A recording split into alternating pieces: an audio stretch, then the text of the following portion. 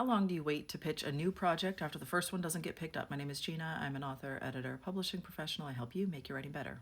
Now, I sort of think that the sort of person who is going to be asking me this question has an answer that they are hoping to hear, and they're not going to like the answer that I have, but here I'm going to try anyway. So, when you start querying, I always advise that you start working on something new. I usually advise that you don't start working on book two in the series because there's a very high likelihood that the first book that you start pitching is not going to be picked up. And if you have spent all of that time writing book two in the series, it feels wasted. Now, of course, no writing is ever wasted, but you understand the feeling that I'm discussing.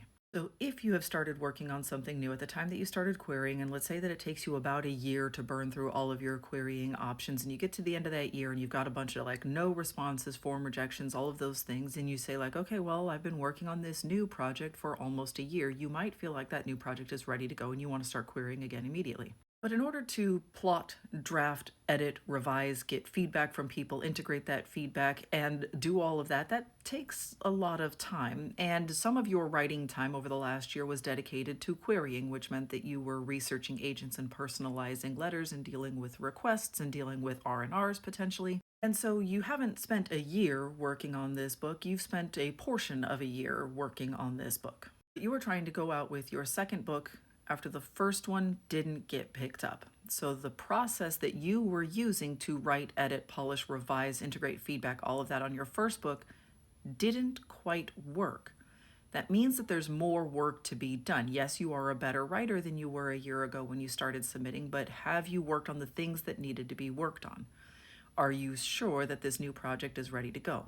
I will give you a couple of pieces that I have heard from agents over and over again, and I want you to like pause and sit and think about these things. So, one, when agents give a revise and resubmit, the biggest disappointment is when that person comes back with a submission a couple of days or even weeks later.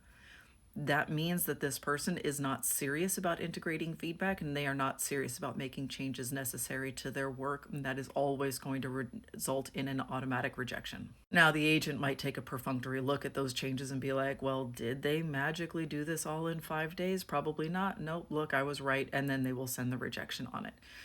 Agents get very disappointed when they see that authors are unwilling to take the time to do the work that is necessary. On a related note, I recently asked agents to chime in and say, like, has the internet democratizing this process improved the overall writing quality that is in the inbox?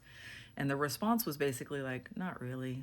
Is diversifying the quality that is in the inbox, but a lot of people on the internet think that things should be given to them very quickly. They are very interested in things happening instantly. And so a lot of people are querying before they are ready. And that's going to happen on your second book or your third book if you don't slow down and take the time to really learn the craft. Now, you might be totally and completely happy with this process and you say, like, I'm going to make it work, I'm going to make it fit because this is what works for my personality.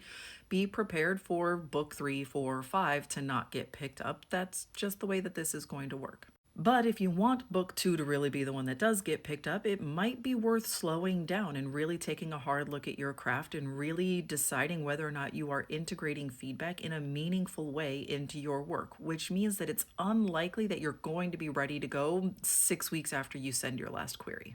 And if you are totally and completely ready to go about 6 weeks after you send your last query, I recommend not starting at the end of the list and working your way backward because it's going to look very suspicious to the agents on the other side. If you send a query at the beginning of March, 6 weeks goes by, you don't hear from them, and then you send them another one in the middle of April. I've got a whole other new project. It's going to look like, how can you possibly have another project ready? It's only been 6 weeks.